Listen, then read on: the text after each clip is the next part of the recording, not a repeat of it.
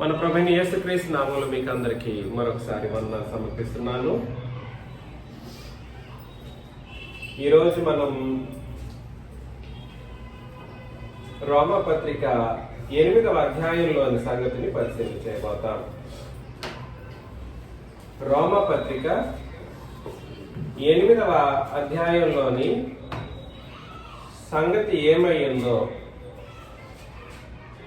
మనం నేర్చుకోబోతాం. 8వ అధ్యాయము యొక్క మూలాంశం ఏమిటంటే క్రీస్తు సారూప్యాన్ని సంపాదించుకోవటం.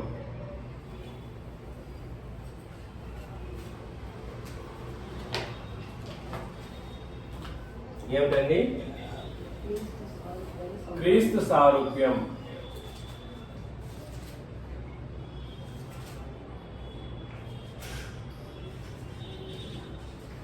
బహుశా ఈ 28వ తేదీ లాస్ట్ సాటర్డే ఉంది కదండి, దేవుని స్వరూపము అనే ఒక సబ్జెక్ట్ ని మనం డీల్ చేస్తాం హోల్ డే ప్రభు చిత్తమైతే. అయితే ఇవాళ క్రీస్తు సారూప్యము ఏదైతే ఉందో దానికి సంబంధించినటువంటి విషయాన్ని మనం ఆలోచన చేయబోతాం. ఒకటే అధ్యాయం మీదనే ఆధారపడి ఇవాళ సంగతులను పరిశీలించడానికి ప్రయత్నం చేయబోతాం. కాబట్టి ఈ విషయాన్ని మీరు గుర్తించండి. రోమా పత్రిక 8వ అధ్యాయము మొదటి కొన్ని వచనాలను నేను చదువుతాను. కాబట్టి ఇప్పుడు క్రీస్తు యేసునందున్న వారికి ఏ శిక్షా విధియో లేదు. శిక్షా విధి ఏమిటండి? శిక్షా విధి అంటే ఏమిటి? నరకం.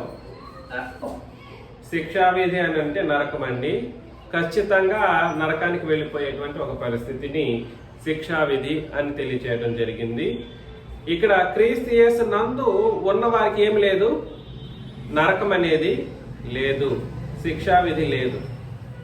క్రీస్తు యేసు నందు జీవమునిచ్చు ఆత్మ యొక్క నియమము పాప మరణముల నియమము నుండి నన్ను విడిపించెను. క్రీస్తు యేసు ఆయన యందు ఏముంది? జీవమునిచ్చు ఆత్మ యొక్క నియమాలు ఉన్నాయి. ఆ నియమము పాప మరణముల నియమము నుండి నన్ను విడిపించెను. పాపం చేస్తే మనుషులు ఏమైపోతారండి? మరణిస్తారు. పాపం చేస్తే ఏం చేస్తారు? నేను అనేక సార్లు తెలియజేస్తాను, ఎంతమందికి గుర్తుందో లేదో ఒక్కసారి పరిశీలన చేసుకోండి. మరణం అనే మాట దేనికి సంబంధించింది? ఆత్మకు సంబంధించింది, శరీరానికి కాదు. శరీరం మరణిస్తే, శరీరం మృతి చెందితే దాన్ని క్రొత్త నిబంధన చట్టం ఏమని రాసింది? నిద్రించిన వారు మీరు ఏం చేయకూడదంటే బాధపడకూడదు. నిరీక్షణ లేని వారి వల్లే నిద్రించిన వారి పట్ల మీరు దుఃఖపడకూడదు అని అంటాడు. ఈ శరీరాన్ని మరణించి ఈ శరీరాన్ని తీసుకెళ్లి పాతిపెట్టారు చూడండి, దాన్ని నిద్ర అని వాక్యం చెప్పింది. ఎందుకనంటే మన ప్రభువైన యేసుక్రీస్తు వచ్చినప్పుడు ఏం చేస్తారు? మనల్ని ఏం చేస్తారు? తిరిగి లేపుతారు. మనల్ని తిరిగి లేపి ఆయనతో పాటు తీసుకెళ్ళిపోతారు. దాన్ని నిద్రపోయిన వాళ్ళు ఏం చేస్తారు? తిరిగి లేస్తారా లేరా? లేస్తారు. అందుకోసమే ఈ శరీర మరణం అనే దాన్ని నిద్రగా అభివర్ణించింది వాక్యం. అదే ఆత్మ సంబంధమైన మరణం ఏదైతే ఉందో ఆ మరణం ఎటువంటి మరణం అంట? శాశ్వతమైనటువంటి మరణం, అంటే నరకం. శాశ్వతమైనటువంటి మరణం ఎటువంటిది? నరకం. కానీ క్రీస్తు యేసునందు జీవమునిచ్చే ఆత్మ యొక్క నియమము పాపం చేస్తే మరణిస్తావనే నియమం నుండి ఏం చేసిందంట? విడిపించింది.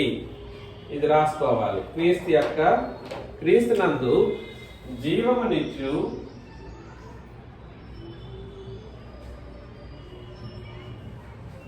ఆత్మ నియమము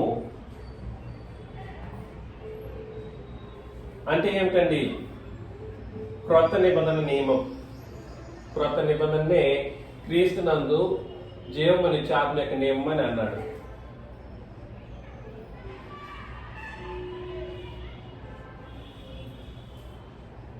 పాప మరణముల నియమం అంటే ఏమిటి? పాపం వల్ల వచ్చే జీతం ఏంటండి? మరణం. ఇది నరకప్రాయమైనది.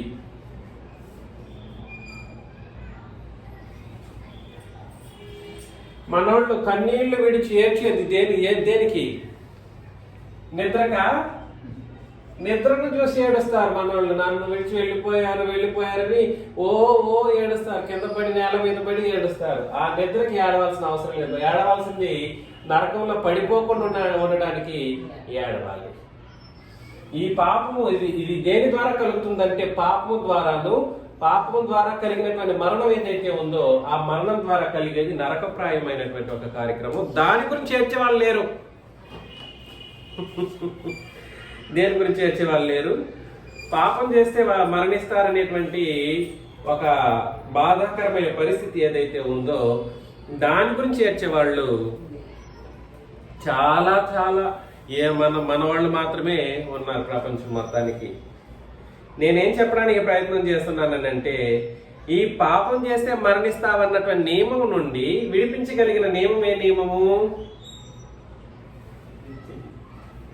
జీవమునిచ్చు ఆత్మ యొక్క నియమం అని చెప్పబడినటువంటి క్రొత్త నిబంధన నియమం. ఎందుకంటే నేను ఇంతకుముందు చెప్పాను చాలా సార్లు, ఎప్పుడు ఒక మనిషి చనిపోతాడు, పాపం చేస్తే చనిపోతాడు అని అన్నాను. ఎలా చనిపోతాడు? ఏంటి మనం ఆలోచన చేసింది? చూడండి ఒక్కసారి దశలోనికలకు రాసిన మొదటి పత్రిక 5వ అధ్యాయం 23. దశలోనికలకు రాసిన మొదటి పత్రిక 5వ అధ్యాయం 23.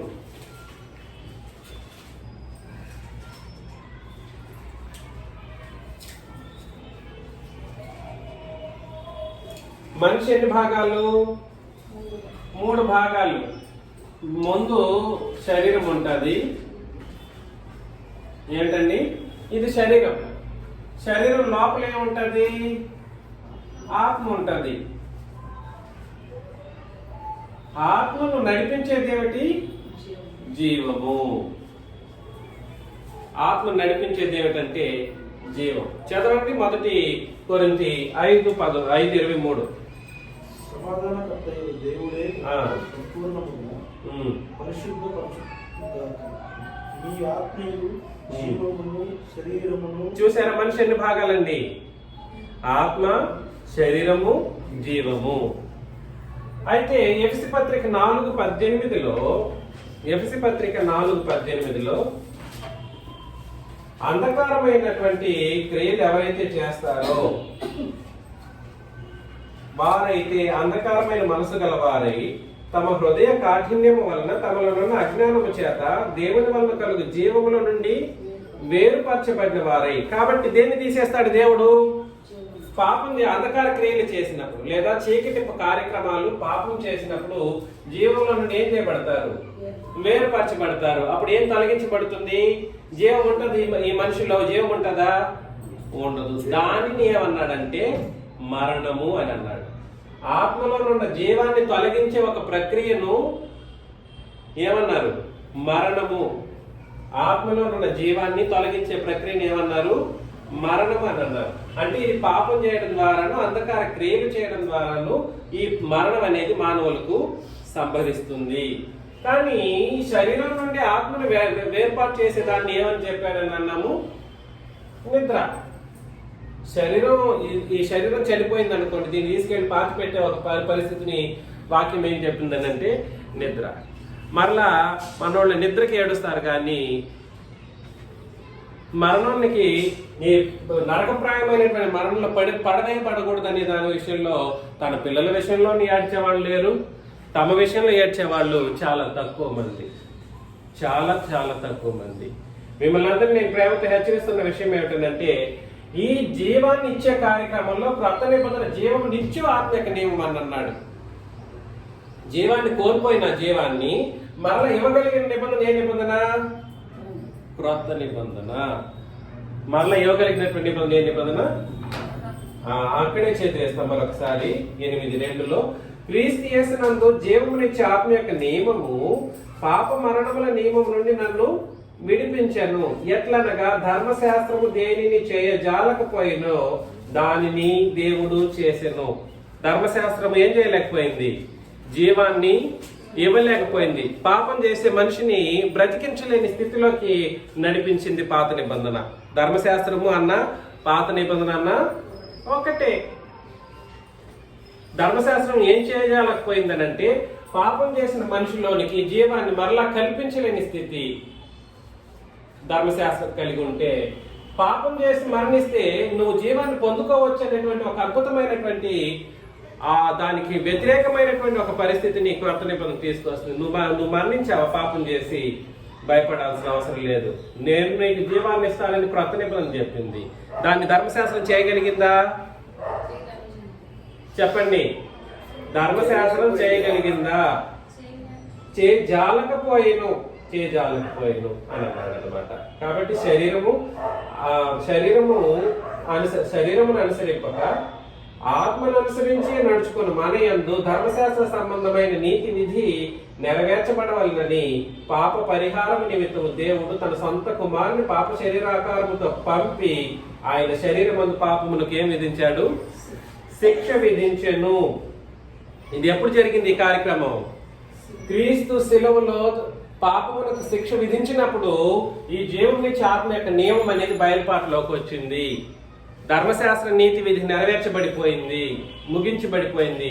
పాత నిబంధన ముగించిపోయిన తర్వాత మానవ జాతి ఎందరైతే పాపులుగా ఉంటూ ఉన్నారో, సర్వలోకములున్న సర్వమానవాళి పాపంగా ఉన్నప్పటికీ కూడా సరే, పాపమునకు సిలువలో శిక్ష విధించబడినప్పుడు ఈ జీవముని ఆత్మ యొక్క నియమం అనేది బయలుపాటులోకి వచ్చింది. జీవముని ఆత్మ యొక్క నియమం అనేది బయలుపాటులోకి వచ్చింది. కాబట్టి రెండు నిబంధనలు మనిషిని బ్రతికించగలిగాయా? రెండు నిబంధనలు కలిపిన బోధ అయినా రక్షించగలుగుతుందా?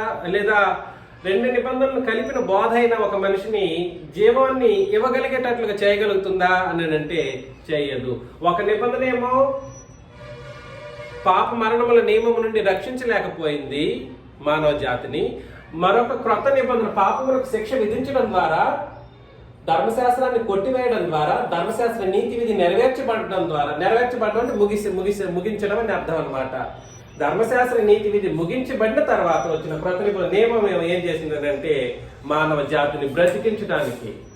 ఈ బ్రతికించడం అని అంటే ఎట్లాంటి బ్రతుకు? ఆత్మ సంబంధమైనటువంటి బ్రతుకు. ఈ శరీరం మరణించడం అన్నటువంటి ఉద్దేశానికి సంబంధించిన బ్రతుకు కాదు, ఆత్మ సంబంధమైనటువంటి బ్రతుకు గురించి మాట్లాడటం ఇక్కడ మనం గమనిస్తున్నాం. మనమందరం ఎంత అదృష్టవంతులం ఇప్పటికైనా గుర్తించండి. క్రీస్తు యేసునందున్న వారికి ఏమి లేదు? శిక్షా విధి లేదంటే నరకము లేదు. ఎందుకనంటే ఈ మరణం మనం ఒకప్పుడు పొందాం. మనం పాపం చేయడం ద్వారా ఆత్మలో ఉన్న జీవం అనేది వెళ్ళిపోయింది. అయితే క్రొత్త నిబంధన ప్రకారం బాప్తిసం తీసుకోవడం ద్వారా మనం మరలా ఏం పొందుకున్నాము? కోల్పోయినటువంటి జీవాన్ని మరలా పొందుకున్నటువంటి పరిస్థితుల్లో మనం బ్రతికిన వాళ్ళంగా ఉన్నామన్నమాట. అద్భుతమైనటువంటి ఒక సంగతి. అందుకోసమే ఎవరిలోనైతే జీవం ఉంటుందో వాళ్ళు నిత్య జీవానికి వెళతారు తప్ప నిత్య నరకానికి అయితే, శిక్షా విధికి అయితే వెళ్ళరు. ఆ విషయాన్ని మాట్లాడుతూ ఉన్నాడు. 5వ వచనం, శరీరానుసారులు శరీర విషయముల మీద మనసునంతురు, ఆత్మానుసారులు ఆత్మ విషయముల మీద మనసునంతురు. శరీరానుసారమైన మనస్సు మరణం. శరీరానుసారమైన మనస్సు ఏంటంటే అంటే పాప సంబంధమైన మనస్సు ఎవరైతే ఉంటారో వాళ్ళు ఎక్కడ ముగిస్తారు? మరణంలో ముగిస్తారు. ఆత్మానుసారమైన మనస్సు జీవమును సమాధానమునై ఉన్నది. మనం ఎటువంటి మనస్సును కలిగి ఉండాలి? ఆత్మానుసారమైనటువంటి మనస్సును కలిగి ఉండాలి. దానివల్ల లాభం ఏమిటంటే జీవము, సమాధానాన్ని పొందుకున్న వాళ్ళంగా ఉంటాం. అనగా శరీరానుసారమైన మనస్సు దేవునికి విరోధమై ఉన్నది. అది దేవుని ధర్మశాస్త్రములకు లోబడదు, ఏ మాత్రమును లోబడనేరదు. కాగా శరీర స్వభావం గలవారు దేవుని సంతోషపరచనేరరు. దేవుని ఆత్మ మీలో నివసించి ఉన్న ఎడల మీరు ఆత్మ స్వభావం గలవారే గాని శరీర స్వభావం గలవారు కాదు. ఎవడైనను క్రీస్తు ఆత్మ లేని వాడైతే వాడాయన వాడు కాడు. క్రీస్తు మీలో ఉన్న ఎడల మీరు మీ శరీరము పాప విషయమై మృతమైనది గాని మీ ఆత్మ నీతి విషయమై జీవము కలిగి ఉన్నది. ఆత్మ నీతి విషయమై ఏం కలిగి ఉందండి? కాబట్టి జీవం ఎందులో ఉంటది? ఆత్మలో ఉంటుంది. అర్థమవుతుందా నేను చెప్పేది? జీవం ఎక్కడుంటది? శరీరం ఎక్కడుంటది? శరీరం లోపల ఏముంది? ఆత్మ ఉంది. ఆత్మ లోపల ఏముంది? జీవం ఉంది. స్పష్టమైనటువంటి అవగాహన. ఈ జీవం ఎందరిలోనైతే లేదో వాళ్ళు ఎక్కడికి వెళ్ళిపోతారు? వాళ్ళు ఏమై ఉన్నారు? మరణించిన స్థితిలో ఉన్నారు. నిద్రించిన స్థితి అది కాదు, ఇది మరణించిన స్థితి, ఇది నరకప్రాయమైనటువంటిది. కాబట్టి క్రీస్తునందు బాప్తిస్మం సరైనటువంటి విధానంలో ఎవరైతే పొందుకుంటారో వాళ్ళు మాత్రమే జీవాన్ని కలిగిన వాళ్ళుగా ఉంటారు. మృతులలో నుండి యేసును లేపిన వాని ఆత్మ మీలో నివసించిన ఎడల, మృతుల్లో నుండి క్రీస్తును లేపిన వాడు చావునకు లోనైన మీ శరీరములను కూడా మీలో నివసించుచున్న తన ఆత్మ ద్వారా జీవింపచేయదు అని అన్నాడు అనమాట. ఇది ఎక్కువగా మనం ఆలోచన చేయం, తర్వాత పరిశీలన చేస్తాం. 12 కాబట్టి సహోదరులారా, ఆత్మానుసారము శరీరానుసారముగా ప్రవర్తించుటకు మనం శరీరమును రుణస్థులము కాము. శరీరానుసారంగా ప్రవర్తించుటకు శరీరానికి అంటే అర్థం ఏమిటి? పాపం చేయటానికి ఈ శరీరం ఉంది కాబట్టి నేను పాపం చేసి తీరాల్సిందే అండి అన్నట్లుగా ఇక్కడ కండిషన్ ఏమి లేదు. శరీరం ఉన్నంత మాత్రాన చాలా మంది నేను కూడా చాలా సందర్భాల్లో ఇట్లాంటి ఆలోచనలు కలిగి ఉంటాను. శరీరం ఉంది కదండి, తప్పు చేసేసాను, ఇంక అయిపోయింది అన్నట్లుగా ఆలోచన చేస్తూ ఉంటాం. కాదు. శరీరం ఉన్నప్పుడు శరీరానుసారంగా ప్రవర్తించటకు మన శరీరమునికి ఏం కాము? రుణస్థలం కాము. ఖచ్చితంగా చేసి తీరాల్సిందే అన్నట్లుగా ఏమీ లేదు. మనం చేయకూడదు అని వాక్యం ఆజ్ఞాపిస్తూ ఉంది. మీరు శరీరానుసారముగా ప్రవర్తించిన ఎడలా చావవలసిన వారై ఉందురు కానీ ఆత్మచేత శారీరక క్రియలను చంపిన ఎడలా జీవించెదరు. కాబట్టి ఆత్మచేత శరీర క్రియలను మనం ఏం చేయాలి? చంపేసేయాలి. దేవుని ఆత్మచేత ఎందరు నడిపింపబడదురో వారందరూ దేవుని కుమారులై ఉందురు. దేవుని ఆత్మచేత అంటే పరిశుద్ధాత్మ చేత ఎవరైతే నడిపింపబడతారో వాళ్ళు ఏమై ఉంటారండి? దేవుని కుమారులై ఉంటారు. నిన్నటి దినాన ఒక సహోదరుడు బాప్తిస్మం తీసుకోవాలని సిద్ధమైనట్లయితే సిద్ధపడ్డారు. ఆయన సిద్ధపడినప్పుడు ఇంకొక ఆయన ఏం చేశారంటే, ఇంకొక ప్రీచరు, నీకు ఆత్మను అనుగ్రహించబడి ఆత్మ అనుభవం ఉంది కదా, ఇంకెందుకు నీకు బాప్తిస్మం అన్నట్టుగా చెప్పాడు. ఆత్మ అనుభవం ఉండడం అంటే అర్థం ఏమిటి? ఆత్మ అనుభవం ఉండడం అంటే అర్థం ఏమిటి? ఆత్మను పొందుకుంటే అనుభవం వచ్చేసింది అన్నట్టుగా చెప్పాడు. సరే, అనుభవం ఏమిటి? ఇంతకీ ఆత్మను పొందుకున్న అనుభవం ఎలా వస్తుంది? బాప్తిసం ద్వారా కలగాలి. ముందు బాప్తిసమే ఫెయిల్ అన్నప్పుడు ఆత్మ అనుభవం ఎక్కడి నుండి వస్తుంది? నువ్వు ఇచ్చిన బాప్తిసం ఫెయిల్, పొందుకున్న అది బాప్తిసమే కాదు, నీళ్ళలో మునిగి లేచావు. నీళ్ళలో మునిగి లేచినంత మాత్రాన్ని నీకు ఆత్మానుభవం ఎలా వస్తుంది? బాప్తిసం ఫెయిల్ అన్నప్పుడు ఆత్మానుభవం రావడానికి అవకాశం ఉందా? అవకాశమే లేదు. కాబట్టి ఆత్మానుభవం అంటే లేనిపోని మాటలను సృష్టించడమే తప్ప దానికి ఒక కండిషన్తో కూడినటువంటి, ఒక కన్ఫైన్డ్ పరిమితులతో కూడినటువంటి దేవుని ఆజ్ఞలను అర్థం చేసుకునే పరిస్థితుల్లో మనుషులు లేరు. ఇక్కడ అందుకని చెప్పేశాడు, దేవుని ఆత్మ చేత ఎందరూ నడిపింపబడుదురో వారు ఏమై ఉంటారు?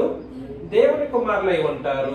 అనగా మరలా భయపడుటకు మీరు దాస్యపు ఆత్మను పొందలేదు గాని దత్తపుత్రాత్మను పొందితిరి. ఆత్మ కలిగిన వారమై మనము అబ్బా తండ్రి అని మొరపెట్టుచున్నాం. మనము దేవుని పిల్లలమని ఆత్మ తానే మన ఆత్మతో కూడా సాక్ష్యం ఇచ్చుచున్నాడు. మనం పిల్లలమైతే వారసులము, అండర్లైన్ చేసుకోవాలి. పిల్లలమైతే ఏమై ఉన్నాము? వారసులం, అనగా దేవుని వారసులము. క్రీస్తుతో కూడా మహిమ పొందుటకు ఆయనతో శ్రమ పడిన ఎడల క్రీస్తుతోడి వారసులం. ఇది నేను జీర్ణించుకోబోయే ఒక విషయం అని చెప్పాను. ఎందరు జీర్ణించుకోగలరో ఏమో అని నా భయం నాకు. చూడండి మరొకసారి 17వ వచనం.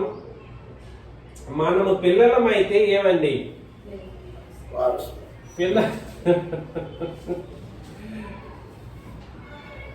పిల్లలు ఏంటండి? వారసులు. పిల్లలమైతే వారసులం అన్నాడు. ఆ తర్వాత అనగా దేవుని వారసులము, క్రీస్తుతో కూడా మహిమ పొందుటకు ఆయనతో శ్రమపడిన ఎడల వారసులైన వాళ్ళు ఏం చేయాలంటే క్రీస్తుతో కూడా ఏం చేయాలి?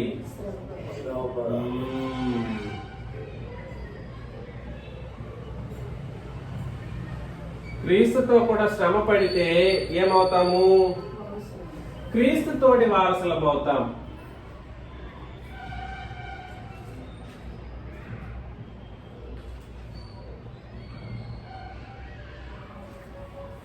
దేవుని యొక్క సమస్త సృష్టికి మూలాధారకుడు ప్రభుని క్రీస్తు యేసు, ఆయన వారసుడు. ఈయన ఎంతటి వారసత్వాన్ని తండ్రితో కలిగి ఉన్నారో క్రీస్తు యేసు, అంతటి వారసత్వాన్ని మనం కూడా కలిగి ఉండే అవకాశాన్ని పొందుకోవాలంటే మనం పిల్లలం అవ్వాలి. పిల్లలు ఎప్పుడవుతారు? మనుషులు పిల్లలు ఎప్పుడవుతారు? మనం దేవుని పిల్లలు ఎప్పుడవుతాము? దత్తపుత్ర ఆత్మను పొందినప్పుడు, అనగా బాప్తిస్మ కార్యక్రమంలో. గలతీ పత్రిక 4:4-5 వచనాలు మనం చదివినప్పుడు, గలతీ పత్రిక 4:4-5 వచనాలను చదివితే ఆ విషయాన్ని తేటగా అక్కడ రాస్తాడు. అయితే కాలము పరిపూర్ణమైనప్పుడు దేవుడు తన కుమారుని పంపెను. ఆయన స్త్రీ యందు పుట్టి మనము దత్తపుత్రులము కావాలని ధర్మశాస్త్రములకు లోబడి ఉన్న వారిని విమోచించుటకై ధర్మశాస్త్రములకు లోబడిన వాడాయను. మరియు మీరు కుమారులై ఉన్నందున నాయన తండ్రి అని మొరపెట్టి తన కుమారుని ఆత్మను దేవుడు మన హృదయంలోనికి పంపెను. కాబట్టి నీవిక దాసుడవు కావు, కుమారుడు అయితే దేవుని ద్వారా ఏమవుతాము? వారసులం అవుతాం. దేవుని పిల్లలైతేనే వారసులు. దేవుని పిల్లలు అవడం అనేది ఆత్మను పొందుకోవడం ద్వారా జరిగే కార్యక్రమం. ఆత్మను ఎప్పుడు పొందుకుంటాం? అపోస్తల కార్యములు బేసిక్ థింగ్ ఇది. అపోస్తల కార్యములు 2వ అధ్యాయంలో ఏమన్నాడు? అపోస్తల కార్యములు 2:38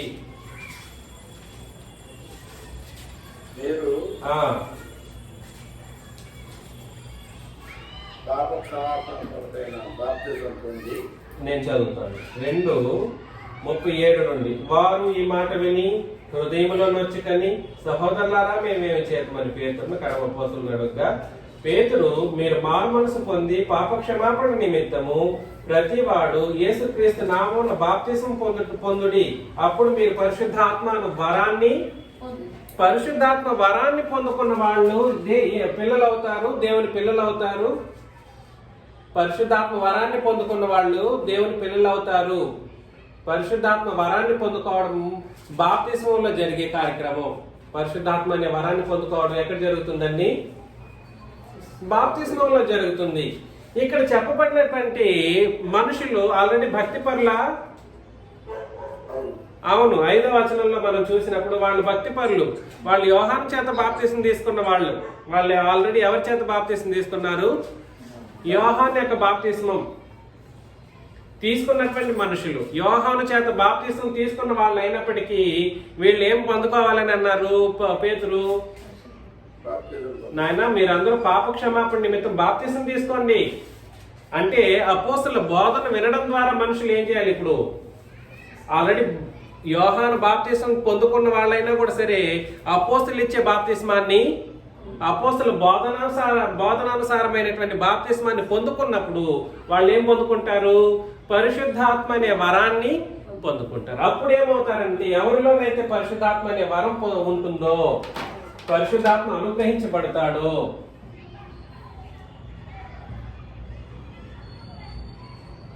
వాళ్ళు పిల్లలు అవుతారు. పరిశుద్ధాత్మ వరం పొందుకోవడము, పిల్లలు అవడము ఏ కార్యక్రమంలో జరుగుతుందండి? బాప్తిస్మంలో జరుగుతుంది. వీళ్ళు ఏమై ఉంటారు? దేవునికి వారసులు. దేవునికి వారసులైతేనే మనం ఏమై ఉంటాము? దేవునికి వారసులమైతేనే ఏమవుతాము? క్రీస్తుతోటి వారసులంగా మనం అవుతాం. దేవుని వారసులం అవుతే క్రీస్తుతో కూడా మనం వారసులం అవుతాం. అంటే ఆయన యొక్క సమాన స్థితికి మనం కూడా వెళ్ళిపోవాల్సినటువంటి పరిస్థితి ఉంది. కానీ ఇక్కడ ఒక కండిషన్ పెట్టేశాడు, కష్టమైన కండిషన్ ఒకటి. బాప్తిసం తీసుకోవడంలో కష్టం లేదు, కానీ మన సహోదరులు కొంతమంది బాప్తిస్మానికి కూడా చాలా కష్టపడ్డారు, అనేకుల చేత ఆటంకపరచబడ్డారు, అనేకుల చేత నిందించబడ్డారు, అనేకుల చేత బాధపరచబడ్డారు. సొంత కుటుంబీకులే ఇబ్బంది పెట్టినటువంటి పరిస్థితి. ఆరాధనకు కలుసుకోవడానికి కూడా ఇక రేపటి నుంచి కష్టాలు పడాల్సిన పరిస్థితి రావచ్చు. ఇక్కడ ఏం చెప్పడానికి ప్రయత్నం చేస్తున్నానంటే, బాప్తిసం అంతా అయిపోయింది, వారసులం అయిపోయాము, క్రీస్తుతోటి వారసులంగా మనం పిలువబడ్డానికి కూడా ఉన్నాం, రెడీగానే ఉన్నాం. కానీ అది పొందుకోవాలంటే మనం ఏం చెందాలో చెప్పేశాడు అక్కడ. శ్రమలు, క్రీస్తుతో కూడా శ్రమలనంటే క్రీస్తు ఏం శ్రమ పొందాడమ్మా? క్రీస్తు శ్రమ పొందే, క్రీస్తు యొక్క శ్రమ ఏమిటి?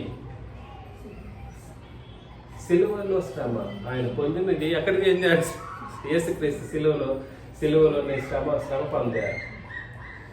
కాబట్టి క్రీస్తుతో కూడా మనకు శ్రమ అని అంటే, ఆయన సిలువ వేయబడినప్పుడు ఎంతటి శ్రమను అనుభవించాడో అంతటి దుఃఖకరమైన, బాధకరమైనటువంటి పరిస్థితులు మనకు కూడా కలుగుతూ ఉంటాయి.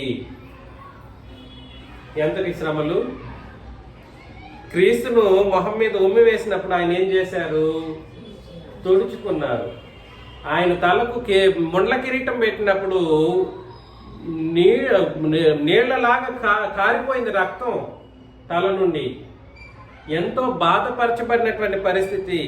క్రైస్తవ్యంలో ముఖ్యంగా ఈ సారూప్యాన్ని పొందుకోవడం కొరకు, లేదా క్రీస్తుతో వారసులమని పిలువబడాలని అంటే క్రీస్తుతోటి శ్రమను మనం అనుభవించక తప్పదు అని వాక్యం మనల్ని హెచ్చరిస్తూ ఉంది. మీరు భయపడిపోకండి, సులభంగా మనకు అంత పరలోకం రాదు. ఇక్కడ ఎందుకు చెప్పాడు? నరకప్రాయం క్రీస్తు నందున్న వాళ్ళకి జీవాన్ని ఇచ్చినప్పుడు ఈ శ్రమలు ఖచ్చితంగా మనకు వస్తూ ఉంటాయి అని చెప్పేసి ప్రారంభిస్తూ ఉన్నాడు అనమాట. కాబట్టి 17 మరొకసారి, మనం పిల్లలమైతే వారసులం. సంతోషం, పిల్లలం అయిపోయాం, వారసులం అయిపోయాము అనగా దేవుని వారసులం. క్రీస్తుతో కూడా మహిమ పొందుటకు ఆయనతో శ్రమపడిన ఎట్లా క్రీస్తుతోడి ఆయనతో పాటు సమాన వారసత్వాన్ని పొందుకోవాలనుకున్న వాళ్ళు ఆయనతో పాటు శ్రమలు అనుభవించక తప్పదు. 18 మన ఎడల ప్రత్యక్షము కాబో మహిమ ఎదుట ఇప్పటి కాలపు శ్రమలు ఎన్నతగినవి కావని ఎంచుచున్నాం. ఒక మాట చెప్పాడు, క్రీస్తు మహిమ మనకు అనుగ్రహించబడడం కొరకును, క్రీస్తుతోటి వారసులంగా ఉండడం కొరకును శ్రమలు అనేవి మనకు కలుగుతూ ఉంటాయి. క్రీస్తు మహిమ మనం పొందుకోవటం కొరకును, క్రీస్తుతోటి వారసులంగా మనం ఉండడం కొరకును మనకు ఏం మనం పొందుకోవాల్సిన అవసరం వస్తూ ఉంటుందంటే శ్రమలు అనుభవించాల్సిన పరిస్థితి వస్తూ ఉంది.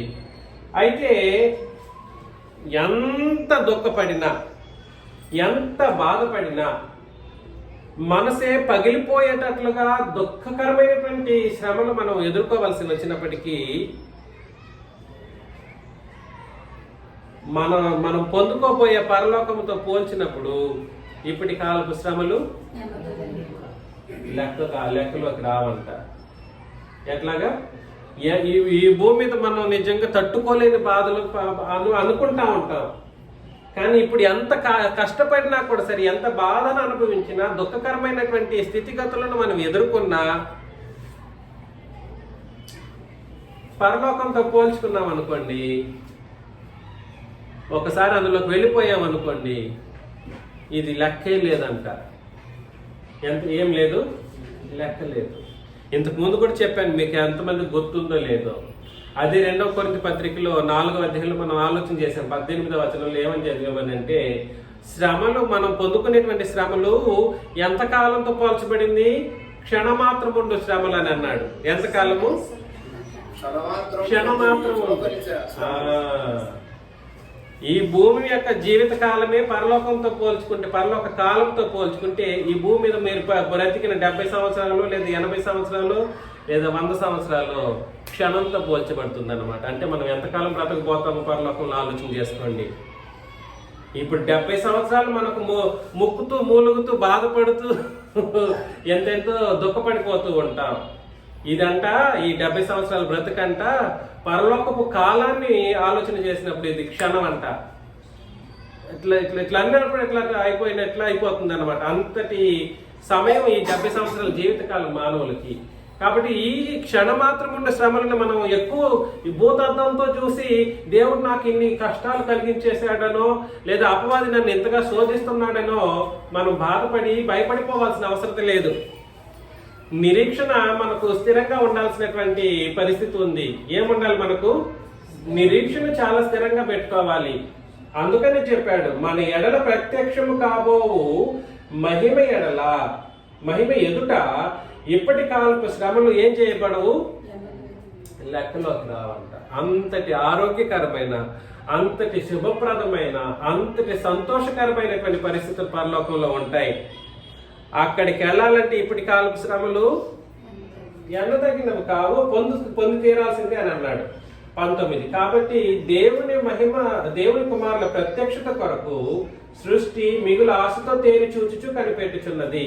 సృష్టి చూడండి, సృష్టించి కొంతమంది ఈ మధ్యలో కూడా చాలా మంది తప్పుడు అభిప్రాయాన్ని గ్రంథానుసారంగా చెప్పడానికి ప్రయత్నం చేశారు. సృష్టి ఏమిటండి? భూమి, సూర్యచంద్ర నక్షత్రాలు, ఆకాశము, ఇవన్నీ. అవునా? సృష్టికి 6000 సంవత్సరాల కాలాన్ని బైబిల్ 6000 సంవత్సరాల కాలం నుండి సృష్టి ఉందన్నట్టు బైబిల్ చెప్పిందని కొంతమంది తప్పుగా బైబిల్ మీద బురద జల్లుతూ ఉంటారు. దీనికి కారణం ఎవరో కాదు, బైబిల్ చదివిన వాళ్ళే. దీనికి కారణం ఎవరో కాదు, బైబిల్ చదివిన వాళ్ళే. 6000 సంవత్సరాలు అనే మాట ఇక్కడ గ్రంథానుసారంగా కరెక్ట్ కాదు. గ్రంథానుసారంగా 6000 సంవత్సరాలు అనేది కరెక్ట్ కాదు. కొన్ని కోట్ల సంవత్సరాల కాలం పాటు ఈ సృష్టి ఉంది. ఈ కోట్ల సంవత్సరాల కాలం పాటు సృష్టి ఎవరి కోసం ఎదురు చూస్తుందో తెలుసా అండి? ఎవరి కోసం ఎదురు చూస్తుంది? ఎలాంటి పిల్లల కొరకు ఎదురు చూస్తుందని అంటే పరిశుద్ధాత్మ వరాన్ని పొందుకున్న వాళ్ళుగా ఉండాలి, క్రీస్తునందు జీవాన్ని పొందుకున్నటువంటి వాళ్ళు. ఇది చూసుకోండి, బాప్తిస్మంలో 2 ముఖ్యమైనటువంటి కార్యక్రమాలు, 3 ముఖ్యమైన కార్యక్రమాలు జరుగుతాయి. ఒకటి, క్రీస్తు జీవము బాప్తిస్మంలో పోయబడుతుంది మనిషి యొక్క ఆత్మలో, సరేనండి. 2, పరిశుద్ధాత్మ అనే వరాన్ని పొందుకుంటారు.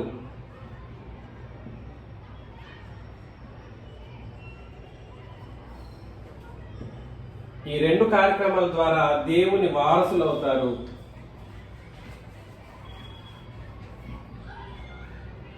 వీళ్ళనే ఏమంటారంటే దేవుని పిల్లలు అని అంటారు. ఇలాంటి పిల్లలు ఎప్పుడైతే ఎప్పుడు కనబడిపోతారో ఈ 3 రూల్స్ ఎవరిలోనైతే ఉంటాయి, 3 ఎవరైతే కలిగి ఉంటారో వీళ్ళ కొరకు సృష్టి ఎదురు చూస్తూ కూర్చుందంట. ఈ భూమి ఎదురు చూస్తూ ఉందనంట. ఎవరు ఇదంతా దేని ప్రకారం సాధ్యమవుతుంది? దేని ప్రకారం? ఇది వ్యత్యాసం నా బోధకి, లోకంలో ఉన్న మనుషుల యొక్క బోధలకి. ఈ 3 కార్యక్రమాల్లో కూడా సరే పరిశుద్ధాత్మ వరాన్ని పొందడం, బాప్తిస్మము సిలువకు ముందు ఉందా? లేదు. క్రీస్తు యొక్క జీవాన్ని పొందుకునే కార్యక్రమం ఆయన రక్తం ద్వారా కలగాల్సిన పరిస్థితి, అది సిలువకు ముందు జరిగిందా? జరగలేదు. దేవుని పిల్లలు ఈ 2 ద్వారా దేవుని పిల్లలు అయ్యేటువంటి ఒక కార్యక్రమం కూడా సరే సిలువకు ముందు ఉందానంటే సిలువకు ముందు జరగలేదు. ఈ ఇట్లాగే ఎవరైతే 3 కార్యక్రమాలను క్రీస్తు జీవాన్ని పొందుకోవడం, పరిశుద్ధాత్మ వరాన్ని పొందుకోవడం, దేవునికి వారసులు అవ్వడం ద్వారా ఎవరైతే దేవుని పిల్లలని పిలువబడతారో, అలా దేవుని కుమారులని అనబడతారో వాళ్ళ కొరకు సృష్టి మిగుల ఆశతో తేరి చూచి ఎదురు చూస్తుంది. ఎప్పుడు రాబోతారు? సృష్టి ఇప్పుడు మనల్ని చూస్తూ ఉంది, కానీ సృష్టి మనల్ని చూసి ఇన్ని కోట్ల సంవత్సరాలుగా ఎదురు చూసింది. ధర్మశాస్త్రం ప్రకారం బ్రతికిన వాళ్ళు, ఈ నిబంధన ప్రకారం వాళ్ళు ధర్మశాస్త్రాన్ని ప్రకారం బ్రతికిన వాళ్ళు జీవమును పొందుకోగలిగారా? పొందుకోలేకపోయారు. అప్పుడు సృష్టి వాళ్ళని చూడగలిగిందనంటే ఇలాంటి వాళ్ళని అప్పటికి కూడా చూడలేదు. ఇది ఎప్పుడు సాధ్యమైందనంటే అపోస్తల కార్యములు 2వ అధ్యాయంలో మొట్టమొదటిసారిగా సాధ్యమైంది సృష్టికి చూసేటువంటి ఒక పరిస్థితి. ఆ తర్వాత 120 సంవత్సరాల్లో వీళ్ళందరూ చనిపోతారు. కొత్త నిబంధన సంఘం వాళ్ళు, అపోస్తలులు చనిపోతారు, సంఘం కూడా అప్పటికే నాశనం చేయబడుతుంది. ఆ తర్వాత రోమన్ క్యాథలిక్లు ప్రారంభం అవుతారు. ఆ తర్వాత 2021 నుండి మనం తిరిగి 2000 సంవత్సరాల తర్వాత మనం భూమి మీద తారసపడ్డాం. ఎవరికి? సృష్టికి. చూడండి ఎంతటి అదృష్టకరమైనటువంటి, ఎంత ఒక ఆధిక్యత మనకు అనుగ్రహించబడిందో. క్రొత్త నిబంధన ప్రకారం బ్రతికేటువంటి వాళ్ళకి మాత్రమే ఈ 3 అర్హతలు ఉంటాయి. వీళ్ళ కొరకు సృష్టి ఏం చేసిందంట? మిగులు ఆశతో తేరి చూస్తూ ఉండింది కొన్ని కోట్ల సంవత్సరాలుగా. ఎదురు చూసి కానీ అప్పటికి అపవాది ఏం చేశాడంటే దాన్ని వాడేశాడు, సృష్టిని తన కంట్రోల్లో పెట్టేసుకున్నాడు. చదివేస్తాం. దేవుని కుమారుల ప్రత్యక్షత కొరకు సృష్టి మిగులు ఆశతో తేరి చూచుచు కనిపెట్టుచున్నది. అనగా సృష్టి నాశనమునకు లోనైన దాస్యములో నుండి విడిపింపబడి దేవుని పిల్లలు పొందబో మహిమ గల స్వాతంత్ర్యము పొందుదనను నిరీక్షణ గలదై స్వేచ్ఛగా గాక దానికి లోపరిచిన వారి మూలంగా వ్యర్థపరచబడిన. అప్పటికి వ్యర్థమైపోయింది సృష్టి కూడా. మనకు సహకరించి నేను అయ్యో ఈ ప్రజల గురించి నేను ఎదురు చూస్తే ఆ ఎదురు చూసిన ప్రజలు వచ్చేసరికి సృష్టి ఏమైపోయింది? అపవాది చేతికి వెళ్ళిపోయింది. అది వ్యర్థపరచబడిపోయింది. ఇంకా సృష్టిలో మనల్ని సృష్టి చూస్తుంది కానీ మనకి ఏమేమైతే ఇవ్వాలని ఆశపడిందో సృష్టి, మనకి ఎలాంటి సేవలు చేయాలనుకున్నదో సృష్టి, ఇంకా అపవాది చేతికి వెళ్ళిపోయిన కారణాన్ని బట్టి అది కూడా ఇంకా మనకు సహకరించలేని స్థితిలోకి వెళ్ళిపోతుంది సృష్టి. మనం వెళుతున్నప్పుడు వర్షం రాకూడదు అనుకుంటాం. మనం కూడా బాప్తీసం ఇస్తున్నప్పుడు నిండు వర్షంలో అందరం నిలబడి బాప్తీసం ఇచ్చాం. సృష్టి వ్యర్థపరచబడిపోయింది, అపవాది చేతిలోకి వెళ్ళిపోయింది. ఎదురు చూస్తుంది, మనకు సహాయం చేయాలనేది సృష్టి యొక్క ఆశ.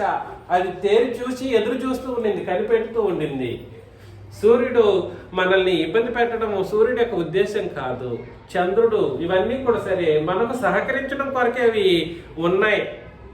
కాకపోతే దానికి లోపరిచిన వారి మూలంగా అది ఏం చేయబడింది? వ్యర్థపరచబడిపోయింది. కారణం ఏమిటంటే ఈ క్రొత్త నిబంధన యొక్క విశిష్టమైనటువంటి సంగతులు గుర్తించలేకపోవడం ద్వారా మానవ జాతి సృష్టిని సహితం వ్యర్థంగా నడిపించే పరిస్థితుల్లోకి దిగజారిపోయారు మానవ జాతి మొత్తం కూడా. సరే, నెక్స్ట్ 22. సృష్టి యావత్తు ఇది వరకు ఏకగ్రీవముగా మూలుగుచు ప్రసవేదన పడుచున్నదని ఎరుగుదుము. బాధపడతా ఉంది. అయ్యో, ఆ దేవుని పిల్లలు నాలో ఉన్నందుకు నేను ఎంతో సంతోషిస్తున్నాను, కానీ వాళ్ళకి నేను ఏం చేయలేకపోతున్నాను. వాళ్ళకి ఏ సహకారం నేను చేయలేకపోతున్నాను అంటే బాధపడుతూ ఉందంట సృష్టి, ప్రసవ వేదన పడుతూ ఉందంట. మనల్ని చూసి మనకు ఏ సహాయం అందలేని స్థితిలో మనం ఉన్నందుకు సృష్టికి ప్రసవ వేదన కలుగుతా ఉంది. సృష్టికి ఏం కలుగుతుంది? ప్రసవ వేదన. చదివేద్దాం. అంతేకాదు ఆత్మ యొక్క ప్రథమ ఫలములను నొందిన మనము కూడా దత్తపుత్రత్వం కొరకు, అనగా మన దేహం యొక్క విమోచనం కొరకు కనిపెట్టుచు మనలో మనం మూలుగుచున్నాం. ఎవరైనా మూలుగుతున్నామా? దేహం యొక్క విమోచనం కొరకు అంటే ఈ శరీరాన్ని నేనెప్పుడు విడిచేస్తాను, నా దేవుడితో నేను ఎప్పుడు కలిసి ఉండబోతాననే మూలుగులు మనకున్నాయా? ఇంకో 2 సంవత్సరాలు బ్రతికితే ఇంకో 2 రూపాయలు చేర్చి పెడతాను, నా పిల్లలు, నా మనవాళ్ళు, మనవరాళ్ళు, మా వాళ్ళు అంతా బాగుంటారు. ఇదే ఈ భూమి మీద బ్రతుకు గురించే మన ఆలోచనలు. కానీ ఇక్కడ చెబుతున్నటువంటి సంగతి ఏమిటంటే దత్తపుత్రత్వం పొందుకున్నటువంటి మనము, దేవుని పిల్లలమైనటువంటి మనం మన తండ్రితో పాటు మనం ఉండడం కొరకు సిద్ధపడాల్సినటువంటి పరిస్థితి ఉంది. అనగా మనం నిరీక్షణ కలిగిన వారమై రక్షింపబడితిమి. నిరీక్షింపబడినది కనబడినప్పుడు నిరీక్షణతో పని ఉండదు. తాను చూచుచున్న దాని కొరకు ఎవడు నిరీక్షించును? మనం చూడని దాని కొరకు నిరీక్షించిన ఎడల ఓపికతో దాని కొరకు ఏం చేయాలి? కనిపెట్టాలి.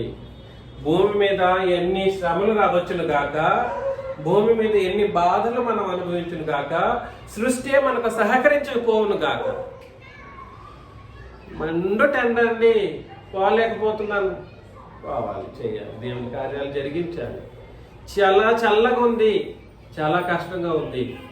సృష్టికేమో మనల్ని ఇబ్బంది పెట్టడం కాదు, మనకే సహా మన కొరకే సృష్టి ఎదురు చూసింది. ఎన్ని సంవత్సరాలకు? కొన్ని కోట్ల సంవత్సరాలకు ఎదురు చూసింది. సంఘంలో ఉన్న పరిశుద్ధుల కొరకు సృష్టి అనేది ఎదురు చూసింది.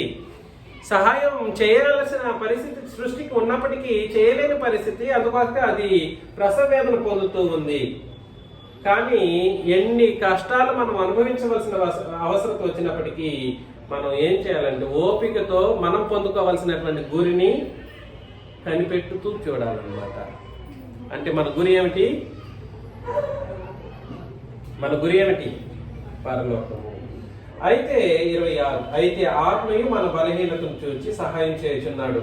ఏలైనగా మనం వ్యక్తముగా ఎలాగ ప్రార్థన చేయవలనో మనకు తెలియదు గాని ఉచ్చరింప సఖ్యము కాని మూలుగులతో ఆ ఆత్మ తానే మన పక్షముగా విజ్ఞాపన చేయొచ్చు ఉన్నాడు. ఒకటి, దేవుని పిల్లల కొరకు సృష్టి సహకరించడం కొరకు సిద్ధంగా ఉన్నప్పటికీ పరిస్థితిని బట్టి అది ఏం చేయలేకపోతూ ఉంది. 2, పరిశుద్ధాత్ముడు ఏం చేస్తున్నాడండి? మనకు ప్రార్థన ఎలా చేయాలో తెలియదంట. నేను చాలా సందర్భాల్లో కొన్ని తప్పులు ప్రార్థనలు కూడా చేస్తుండొచ్చు. అట్లయితే ఏ విషయాన్ని అడగాలో ఏ విషయాన్ని అడగకూడదో తెలియకుండా ప్రార్థనలు చేస్తున్నామేమో. అయితే మనకు తెలియదు కాబట్టి పరిశుద్ధాత్ముడు ఏం చేస్తున్నాడు? మనతో పాటు ఉచ్చరింప సఖ్యము కాని మూలుగులతో ఆయన కూడా మన కొరకు విజ్ఞాపన చేస్తూ ఉన్నాడు. విజ్ఞాపన అనే మాటను రాసుకోవచ్చు అక్కడ.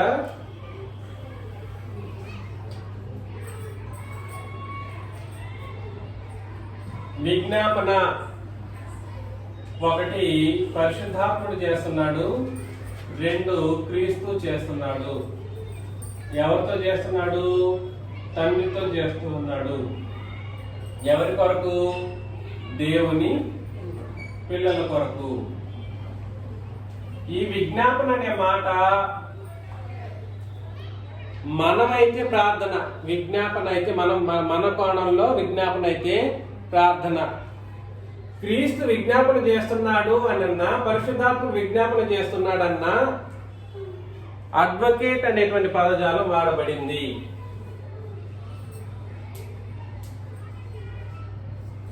లేదా రికమెండేషన్. క్రీస్తు చేస్తే అది రికమెండేషన్ అవుతుంది, పరిశుద్ధాత్ముడు చేసిన రికమెండేషన్ అవుతుంది తప్ప ప్రార్థనలు అయితే మనం ఊహించినట్లుగా మోకాళ్ళుని పరలోకంలో ఏ తండ్రికి యేసు ప్రభు మోకాళ్ళుని లేదా పరిశుద్ధాత్ముడు మోకాళ్ళుని మనం ఎలా చేసాం అట్లా చేసినట్లుగా కాదు దాని ఉద్దేశం. దీని అర్థం ఏమిటంటే ఇక్కడ విజ్ఞాపన అనేది నేను అంగీకరిస్తున్నాను, మీరు అంగీకరించండి అని తండ్రిని అడగడమే తప్ప మరొక తప్పుడు సిద్ధాంతాన్ని లేవనెత్తడం కాదు. ఈయన ఎంతటి వారు, ఈయన అంతటి వారు, ఈయన ఎంతటి వారు, ఈయన కూడా అంతటి వారు, పరిశుద్ధాత్ముడు కూడా, వీళ్ళ హెచ్చు తగ్గులు లేదు. విజ్ఞాపన అనే మాట ముగ్గురు ఏకీభవించి ఒక దేవుని పిల్లలైనటువంటి వారికి చేయగలిగినటువంటి సహాయం కొరకు ముగ్గురు ఏకీభవిస్తారన్న ఉద్దేశం. నేను చెబుతున్నది మీకు అర్థమవుతుందా? అడ్వకేట్ అనేటువంటి మాట రికమెండేషన్ అంటే నేను అంగీకరిస్తున్నాను. చిన్నరాజా ప్రార్థన చేస్తున్నాడు, యేసు ప్రభు అంటాడు నేను అంగీకరిస్తున్నాను, మీరేమంటారు? తండ్రితో చెప్తాడు, నేను కూడా అంగీకరిస్తాను ఆయన చెప్తే పరిశుద్ధాత్ముడు నేను కూడా అంగీకరిస్తానని చెప్తారు. ఆ విజ్ఞాపన వేరు. ఇక్కడ రికమెండేషన్ లేదంటే అడ్వకేట్ చేసేటువంటి ఒక కార్యక్రమం చిన్నరాజా తరఫున నేను ఒప్పుకుంటున్నానని చెప్పడమే తప్ప ప్రార్థన మోకాళ్ళలోని చేస్తున్నాడు పరలోకంలో అన్న ఉద్దేశం కాదు. చాలా మంది యేసు ప్రభుని ఇప్పటికీ తప్పుగా అపార్థం చేస్తూ ఉన్నారు. తండ్రిని దేవుని యొక్క కుడిపార్శ్వంలో ఉన్నాడా యేసు ప్రభువు? చెప్పండి. తండ్రిని దేవుని యొక్క కుడిపార్శ్వంలో ఇప్పుడు ఉన్నాడు. ఉన్నటువంటి ఆయన మోకాళ్ళలోని ప్రార్థన చేసి వేడుకుంటాడా? అట్లేం కాదు. కాబట్టి నేను మిమ్మల్ని ప్రేమతో హెచ్చరిస్తున్న విషయం ఏమిటంటే, సమాన స్థితిలో ఉన్నప్పటికీ విజ్ఞాపన అనేటువంటి మాట అంగీకార యోగ్యానికి సంబంధించినటువంటి ఒక మాటనే తప్ప, మోకాళ్ళుని యేసు ప్రభువు తండ్రికి ప్రార్థన చేస్తూ అక్కడ కూర్చోడు పరలోకంలో అడ్వకేట్ చేస్తాడు లేదంటే రికమెండ్ చేస్తాడనే ఉద్దేశంతోనే విజ్ఞాపన అనే పదం అక్కడ వాడబడింది. ఈ విషయం మీరు చాలా జాగ్రత్తగా ఇంగ్లీష్ బైబిల్లో కూడా చూసుకోవచ్చు, నేను చెప్పడం మాత్రం కాదు. అర్థమవుతుంది కదండి? ఈ విషయాన్ని గుర్తుపెట్టుకోండి. విజ్ఞాపన చేయుచున్నాడు, మన హృదయములను పరిశోధించేవాడు ఆత్మ యొక్క మనసు ఏదో ఎరుగును, ఏలయనగా ఆయన దేవుని చిత్త ప్రకారం పరిశుద్ధుల కొరకు విజ్ఞాపన చేయుచున్నాడు. ఇది కూడా ఈయన కూడా పరిశుద్ధాత్ముడు ఎవరి యొక్క చిత్త ప్రకారం అడుగుతున్నాడంట? ఈయన వీళ్ళ కొరకు అడిగే ఒక కార్యక్రమం విజ్ఞాపన చేయడం కూడా సరే ఈయనకి ఇష్టం అంట. ఎవరికి ఇష్టం? నా పిల్లల కొరకు పరిశుద్ధాత్ముడు నన్ను అడగడం, నన్ను విజ్ఞాపన చేయడం అనేది నాకు కూడా ఇష్టమే. అంటే ముగ్గురు ఏం చేస్తున్నారు? దేవుని పిల్లల కొరకు మంచి చేయాలి, దేవుని పిల్లల కొరకు మంచి చేయాలన్నటువంటి ఉద్దేశాన్ని ఎవరెవరు కలిగి ఉన్నారు? క్రీస్తు కలిగి ఉన్నారు, తండ్రి కలిగి ఉన్నారు, పరిశుద్ధాత్ముడు కూడా కలిగి ఉన్నారు. సృష్టి మన మంచి కొరకే ఎదురు చూస్తుంది. అది కూడా చూడండి, మనం ఎంత ఒక అద్భుతమైనటువంటి సరౌండ్ సిస్టంతో మనం ఉంటూ ఉన్నాం. మన మేలు కొరకు తండ్రి ఉన్నాడు, పరిశుద్ధాత్ముడు ఉన్నాడు, ఈ ప్రభువైన యేసుక్రీస్తు ఉన్నాడు. సృష్టి కూడా ఎదురు చూస్తూ ఉంది, సృష్టి కూడా ఆశపడుతూ ఉంది. కానీ సృష్టికి మనకు మేలు చేసే అవకాశం దానికి దొరకకపోయినందుకు ప్రసవ వ్యాధులతో బాధపడుతూ ఉంది సృష్టి కూడా. నెక్స్ట్ వచనంలో, దేవుని ప్రేమించి వారికి అనగా ఆయన సంకల్పము చొప్పున పిలువబడిన వారికి మేలు కలుగుటకై సమస్తమును సమకూడి జరుగుచున్నది అని ఎరుగుదుము. ఈ సమస్త ఇట్లాంటి పిల్లలు దేవుని పిల్లలు, వీళ్ళు దేవుని పిల్లలు, వీళ్ళు దేవుని ప్రేమించేటువంటి వాళ్ళు. వీళ్ళకి ఏం కలగాలండి?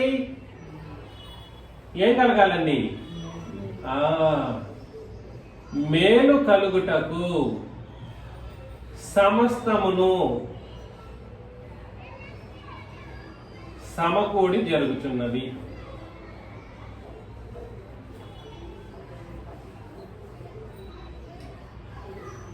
మేలు కలుగుటకు సమస్తమును.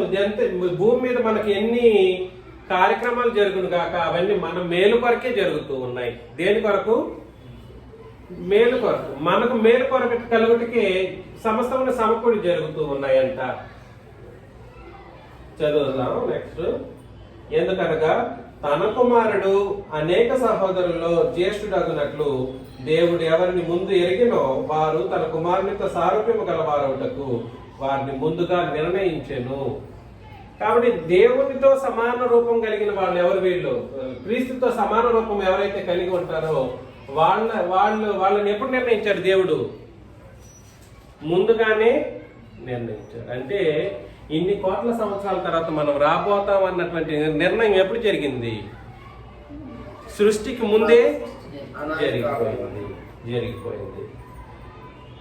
కాబట్టి ఎవరిని ముందుగా నిర్ణయించిన వారిని పిలిచెను, ఎవరిని పిలిచిన వారిని నీతిమంతులుగా తీర్చెను, ఎవరిని నీతిమంతులుగా తీర్చిన వారిని మహిమపరచెను. ఇట్లుండగా ఏమందుము? దేవుడు మన పక్షమున ఉండగా మనకు విరోధి ఎవడు? దేవుడు ఎవరి పక్షాన ఉన్నాడు? కాబట్టి మనం ఎందుకు భయపడిపోతాం? చాలా సందర్భాల్లో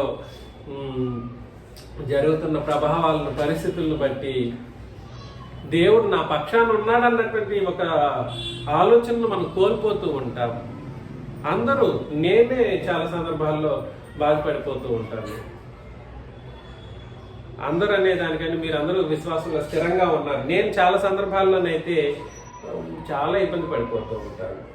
దేవుడు మన పక్షమున ఉండగా మనకు విరోధి ఎవడు?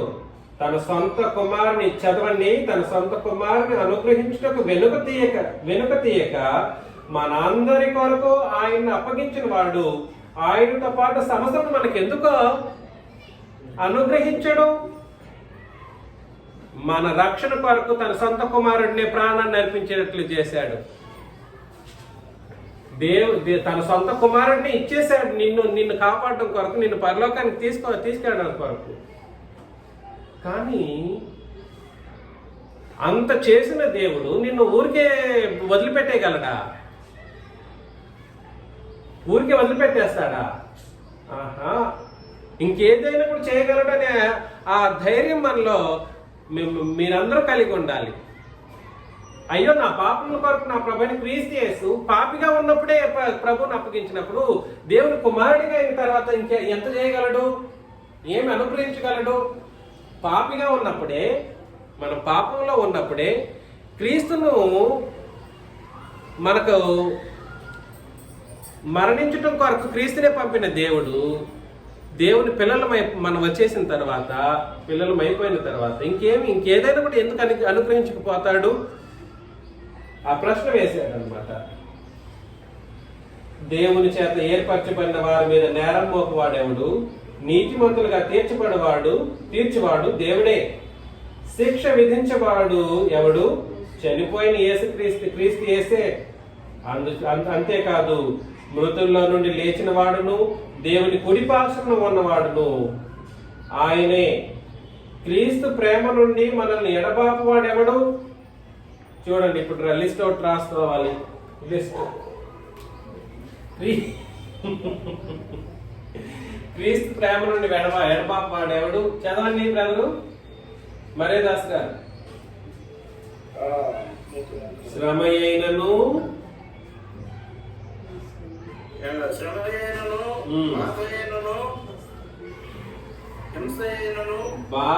బాధయైనను హింసలు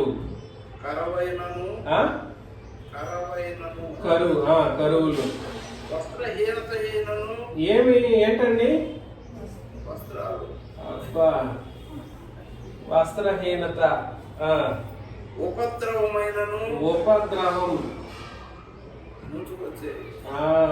ఉపద్రవం, ఖడ్గం అంటే చావు. మనలను ఎడబాపున ఏమేమి వస్తాయంట చూడండి, చెప్పేశారు లిస్టు తేటగా. అందుకే భయపడిపోవద్దని చెప్పేసి అన్నాను. ఏమేమి వస్తాయంట? దేవుని పిల్లలు అయినటువంటి వాళ్ళకి శ్రమలు వస్తాయి, బాధలు వస్తా ఉంటాయి, హింసలు, మనుషులు మనల్ని హింసించడానికి సిద్ధమై ఉంటారు. ఏమొస్తాయి తర్వాత? కరువులు వస్తూ ఉంటాయి.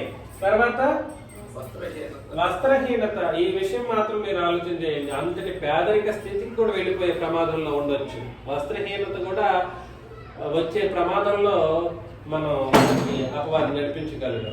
తర్వాత ఉపద్రవం, ఖడ్గం అంటే మొత్తానికి ప్రాణాన్నే తీసేంత, మన ప్రాణాలని తొలగించేంత కష్టం అపవాది మనకు కలిగిస్తూ ఉండొచ్చు. అవన్నీ మనల్ని ఏం చేయలేవు. ఎక్కడి నుండి? క్రీస్తు ప్రేమ నుండి మనల్ని ఎడబాపు. ఆయన మిమ్మల్ని ప్రేమించే విధంగానే ప్రేమిస్తూ ఉంటాడు. మీరు కష్టపడిపోతే మీరు బాధపడి దూరంగా వెళ్ళకూడదు. వీటన్నీ వచ్చినందుకు మిమ్మల్ని ఎవరు ప్రేమిస్తున్నారని అర్థం? క్రీస్తు మిమ్మల్ని ప్రేమిస్తున్నాడని అర్థం అన్నమాట. ఈ రోజు మీరు ఈ కష్టంలో ఉన్నారని మీరు చెబితే నా ఆన్సర్ ఏమిటంటే, అమ్మా మీరు క్రీస్తు చేత ప్రేమించబడుతూ ఉన్నారు. ఏం చేయబడుతున్నారు? ఈ కష్టం ఉంది, నాకు ఈ కష్టం వచ్చింది, ఈ అనారోగ్య స్థితి వచ్చింది, ఈ బాధలు వచ్చాయి, ఈ కరువు, మా ఇంట్లో చాలా కష్టంగా ఉంది, వస్త్రహీనత, ఇట్లాంటి పరిస్థితులు వచ్చినప్పుడు మనం ఏం చేయబడుతున్నామని దాని అర్థం ఏంటంటే, క్రీస్తు ప్రేమతో మనం అన్యోన్యమైనటువంటి సహవాసాన్ని కలిగి ఉన్నామని అర్థం అన్నమాట. 36 ఇందును గూర్చి రాయబడినది ఏమనగా, నిన్ను బట్టి దినమెల్లా మేము వధింపబడిన వారము, వధకు సిద్ధమైన గొర్రెలమని మేము ఎంచబడిన వారము. అబ్బా, ఆఖరి మనం ఏమని సిద్ధమైపోవాలి మనసులో?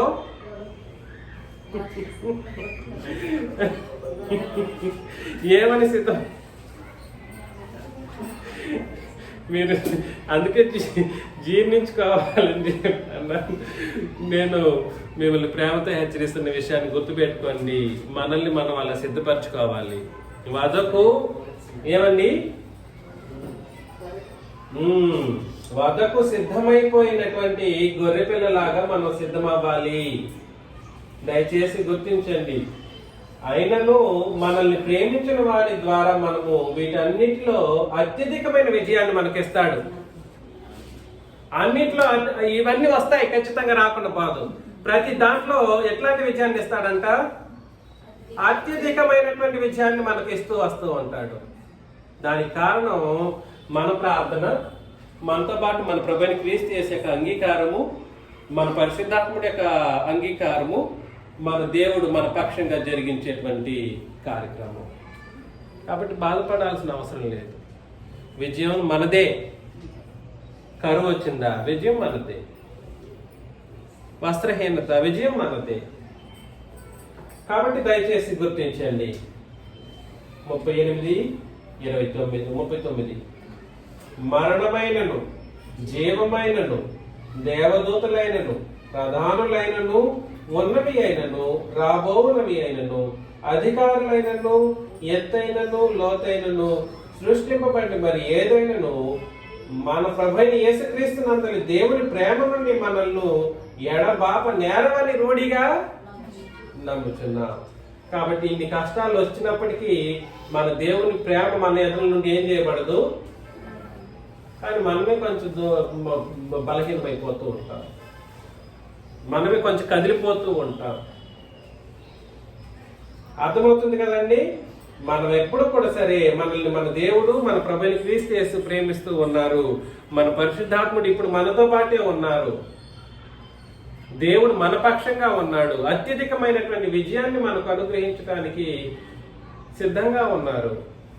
కానీ మనమే వస్తున్నటువంటి కష్టాలను బట్టి తట్టుకోలేని స్థితిలోకి ఒకవేళ ఆలోచన కలిగి ఉన్నట్లయితే, ఇదంతా దేని కొరకు జరుగుతుందని అంటే మేలు కలుగుటకి సమస్తమును సమకూడి జరుగుతున్నవి. ఇదేం జరిగినా ఇది మేలు కొరకే. ఈ మేలు ఎందుకు కొరకనంటే ఈ సారూప్యాన్ని, క్రీస్తు యొక్క స్వరూపాన్ని, మనం సమాన స్వరూపాన్ని మనం పొందుకోవడం కొరకు ఇవన్నీ జరుగుతూ ఉంటాయి. క్రీస్తు యొక్క స్వరూపాన్ని మనం పొందుకోవడం కొరకు ఇవి జరుగుతాయి. ఆ స్వరూపము మనం ఒకసారి అటెండ్ అయిపోతే మనం ఎక్కడికి వెళ్ళిపోతాము? పరలోకానికి మనం అందరం సిద్ధం. కాబట్టి వదకు సిద్ధమైన గొర్రె పిల్లలని మిమ్మల్ని మీరు ఆలోచన చేసుకోండి. అర్థమవుతుంది కదండి? కానీ విజయము, అల్టిమేట్ విజయం ఎవరిది? మనది. అలా ఉండాలని, మనం అందరం సిద్ధపడాలని, పరలోకానికి వెళ్ళాలని, ఈ భూమి మీద శ్రమలు చులకనవని, ఈ భూమి మీద భూ జీవిత కాలమే క్షణ మాత్రం ఉంటుందని ఆలోచన కలిగి పరలోకానికి సిద్ధమవ్వాలని నన్ను నేను హెచ్చరించుకుంటూ మిమ్మల్ని హెచ్చరిస్తూ ముగిస్తున్నాను. ప్రేస్ చేస్తున్నాములో వందనాలు.